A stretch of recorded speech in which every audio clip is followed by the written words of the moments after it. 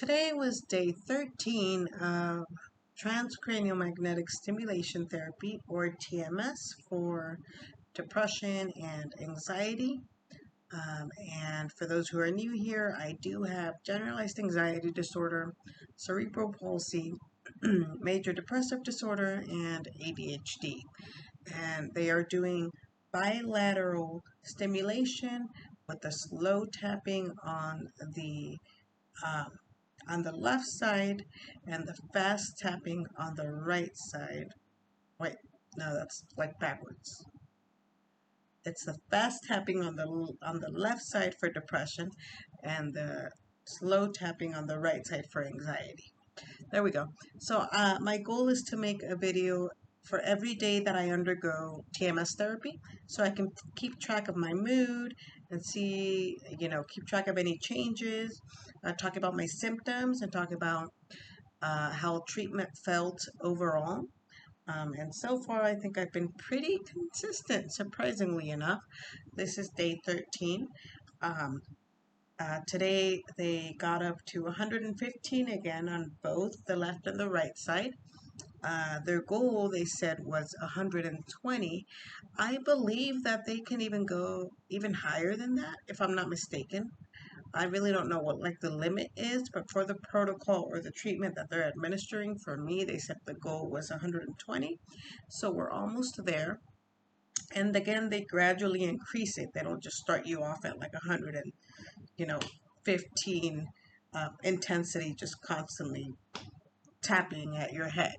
Um, I'm sure every TMS treatment center is different in the way they go about it, but the one that I've been going to, they've been very super accommodating. They're constantly checking in. Every time they turn it up a notch, they ask me, does that still feel okay? Let me know if at any point it becomes painful or uncomfortable. We can always decrease the intensity. There's no rush really to get you to that 120 level, but I've been tolerating it pretty well.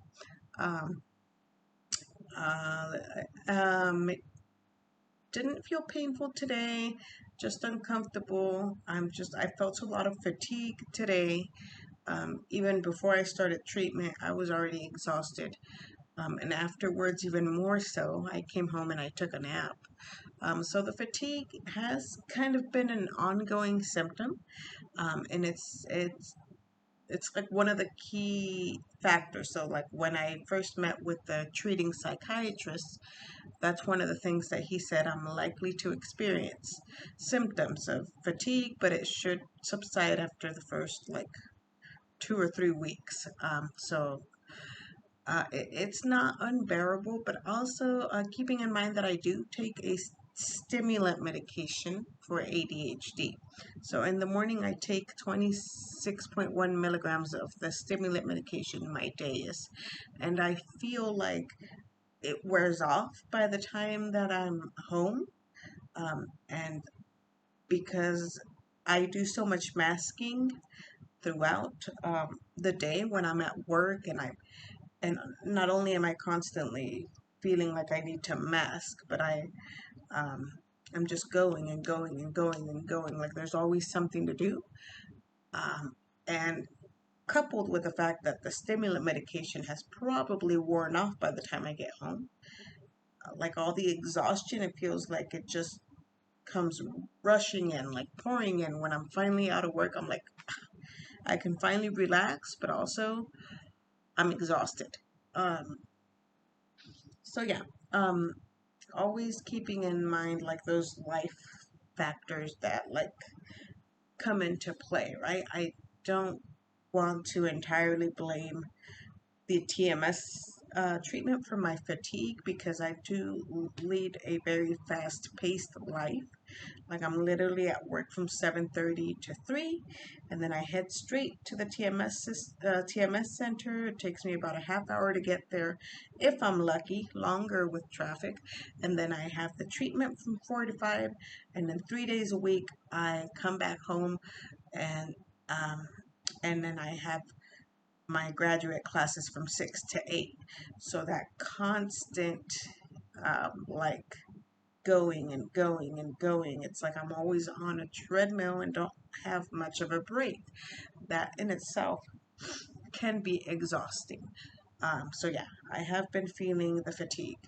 Um, my overall mood, they always ask me to rate my anxiety and my depression on a level from 1 to 10 every time I go in there. Today I rated my anxiety at an 8 with my depression at a 6. It's been pretty consistent overall. It hasn't changed much than more than like maybe 1 or 2 points. And that's like when I started working again, when I got back to work after summer break, because I work in the schools as a speech therapist. That was like a pretty big stressor, right? Trying to adjust to that. Uh, I'm only in my second week back at work. Um, so I'm still trying to adjust. So, things like life factors and things that will um, that will affect my mood is definitely a thing. But overall, it's been pretty consistent with my depression being around a 7, like a 6 or 7, and my anxiety being anywhere from like a 7 to a 9, um, around there. Um, what else did I do today? Let's see. I went to work, went to the TMS treatment center. I didn't have class today, but I did have to record a video for class. So I did that. Uh, After the TMS center, I went to Yogurtland with my mom because she like drove me to and from the TMS center because I don't drive. And then we came home. I recorded my video for class. Well, no, first I came home and I took like a 20-minute nap because I was so exhausted. And then I recorded my video for class.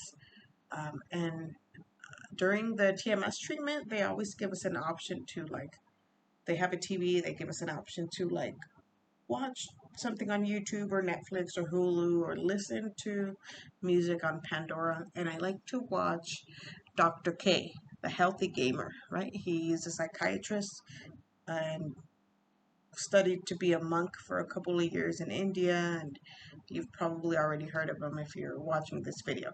If you haven't, I highly recommend his videos on depression and anxiety. He's really great. And I like to watch like his videos when I'm doing treatment. I don't know, they keep me entertained and I find them to be very informative. Um, and it's so interesting because he was talking in a video about when he was explaining ADHD.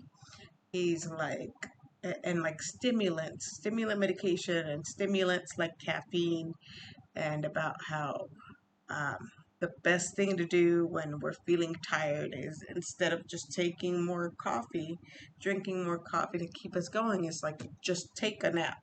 And I'm over here thinking like, okay, Dr. K, that's not really feasible in the here in America, right? It's not feasible here in the U.S. I I'm up by 6 in the morning and I have to be at work by 7:30, and by like around noon I already feel exhausted and I still have 4 hours of work to go. I can't just decide I'm tired now. Let me stop all my like therapy sessions, stop seeing groups, stop going to IEP meetings so I can take a nap. Like I wish it were feasible. I wish we had a system where we could just take a break when we needed it, but like with the type of life that we lead here, that's just not feasible.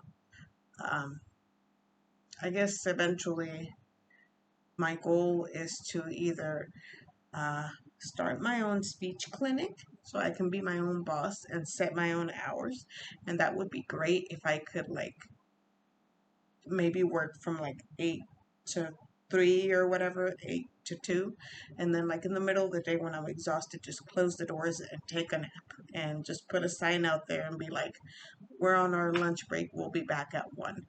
Um, or That's plan A.